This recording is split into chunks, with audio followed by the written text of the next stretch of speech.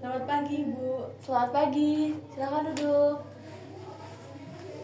Baik, terima kasih, Bu. Bagaimana kabarnya hari ini? Saya kurang baik hari ini, Bu. Apa hal yang membuat kamu merasa kurang baik hari ini? Saya selalu berpikir bahwa saya itu akan gagal saat presentasi. Soalnya saya mau ada presentasi hari besok ini, Bu. Nah, sebelumnya apa sih yang biasanya kamu pikirin sebelum presentasi? Apa kayak pikiran apa yang muncul saat sebelum kamu melakukan presentasi? Saya selalu berpikir bahwa saya akan gagal melakukan presentasi dan pasti saya akan salah ngomong ketika saya menjelaskan sesuatu kepada teman-teman saya. Nah, jadi pikiran kita itu adalah seperti virus yang bisa membuat kamu lemah. Nah, untuk mengatasi hal itu, kita membutuhkan vaksin pikiran agar kamu menjadi lebih siap. Yuk, nih, Ibu akan mencontohkan untuk membuat kalimat kekuatan. Jadi contohnya, itu adalah kamu bisa mengucapkan, saya sudah siap dan akan mencoba yang terbaik. Nah, kamu boleh mencobanya. Saya sudah siap dan saya akan melakukan yang terbaik. Baik. Mungkin kamu bisa coba lagi sebelum kamu melakukan presentasi nanti, kamu dapat berkata, saya bisa dan saya akan berbicara dengan tenang. Saya bisa dan saya akan berbicara dengan tenang.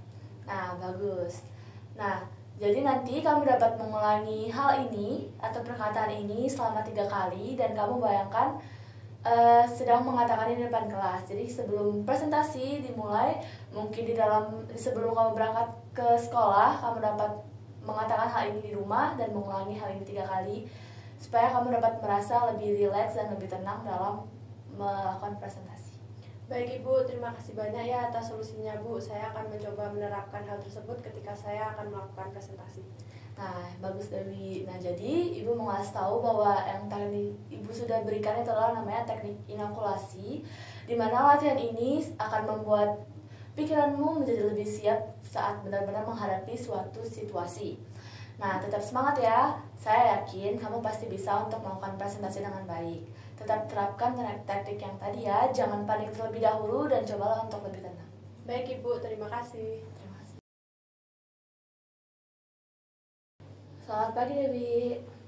Selamat pagi, Ibu. Bagaimana kabarnya hari ini? Kabar saya hari ini kurang baik, Ibu. Hal apa yang, kalau saya boleh tahu, hal apa yang membuat kamu merasa kurang baik hari ini?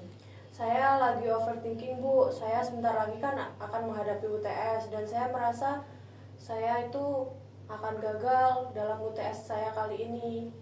Nah, biasanya pikiran apa yang timbul saat kamu sebelum mengerjakan UTS? Pikiran yang selalu timbul itu seperti saya nggak bisa, saya pasti akan gagal. Nah, jadi hari ini kita mau belajar tentang satu teknik, namanya teknik thought stopping, di mana kamu dapat menghentikan pikiran itu. Ketika pikiran negatif itu muncul, kamu dapat mengatakan stop dalam hati atau dengan suara tegas. Nah, yuk kita coba dulu. Coba bayangkan pikiran negatifmu itu muncul seperti yang tadi, seperti kamu bilang, saya nggak bisa, saya pasti gagal. Saat pikiran itu muncul, kamu dapat mengatakannya dengan stop, atau kamu dapat mengatakan dalam hati untuk pikiran itu stop. Coba kamu boleh coba. Stop. Oh. Nah, bagus.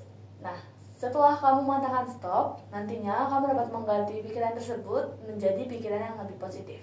Baik, Ibu, saya akan belajar lebih giat dan saya pasti bisa. Baik, kamu dapat lakukan ini setiap kali pikiranmu muncul ya, bukan hanya ketika kamu merasa overthinking ketika sebelum ujian, bahkan kamu juga bisa melakukan teknik thought stopping ini saat pikiran-pikiran negatif kamu lain muncul. Baik, Ibu, terima kasih banyak atas solusinya ya, Ibu. Terima kasih Dewi. Pagi, Bu. Selamat pagi Dewi. Bagaimana kabar kamu hari ini? Kabar saya baik, Bu. Namun ada hal yang membuat saya kepikiran akhir-akhir ini. Apakah boleh kamu ceritakan hal apa yang sedang mengganggu pikiranmu kepada saya? Jadi saya kemarin kan habis ulangan matematika, Bu. Padahal saya sudah belajar dengan giat, dengan maksimal, tapi tetap saja saya gagal dalam ujian, Bu. Kayaknya saya emang nggak pintar matematika deh, Bu. Soalnya nilai saya tetap jelek walaupun saya udah belajar semaksimal mungkin. Nah, coba kamu pikirin lagi, apakah benar kamu selalu gagal saat ujian matematika? Coba kamu pikir-pikir lagi. Nggak juga sih. Waktu ulangan sebelumnya saya malah dapat nilai 75. Nah, pikiranmu tadi itu mengandung distorsi kognitif atau dapat kita sebut dengan overgeneralisasi. Nah, sekarang kamu mau nggak untuk mencoba pikiranmu tadi menjadi lebih realistis? Boleh, Bu? Nah, mungkin kamu bisa coba dengan mengatakan bahwa saya memang pernah gagal, tapi saya juga pernah berhasil, dan saya sekarang sedang belajar.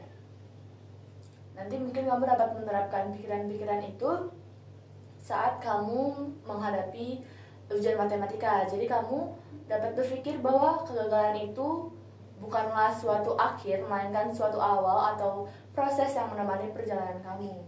Dan kegagalan itu bukan suatu hal yang terus dalam konotasi negatif.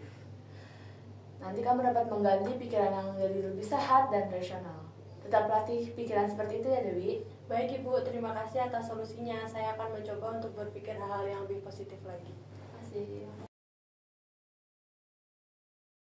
Selamat pagi, Bu. Selamat pagi, Dewi. Gimana nih kabar kamu hari ini? Apa hal yang ingin kamu ceritakan sama saya hari ini? Saya merasa malu, Bu. Saya selalu kepikiran tentang kesalahan saya saat praktik bernyanyi kemarin, Bu. Boleh kamu jelasin dengan lengkap gimana kronologinya? Saat saya praktik kemarin, saya salah lirik dan teman-teman semua menertawakan saya. Saya malu banget pada saat itu, Bu. Jadi kamu kemarin melakukan praktik bernyanyi dan kamu melakukan kesalahan pada menyanyikan lirik dari nyanyian tersebut, lalu teman-teman menertawakan kamu. Iya. Nah, yuk coba kita lihat dari sudut pandang yang berbeda. Coba kamu pikirin dari sudut pandang yang berbeda apa yang kamu dapat. Mungkin saya harus latihan lebih dulu dan jangan terlalu terburu-buru agar saya tidak salah lirik lagi. Nah, betul banget. Jadi artinya itu, Dewi, pengalaman itu akan mengajarkan kamu tentang persiapan dan kepercayaan diri. Jadi yang tadi kamu salah itu bukan kegagalan ya, tapi itu adalah sebuah latihan yang dapat membentuk kamu supaya kamu lebih kuat.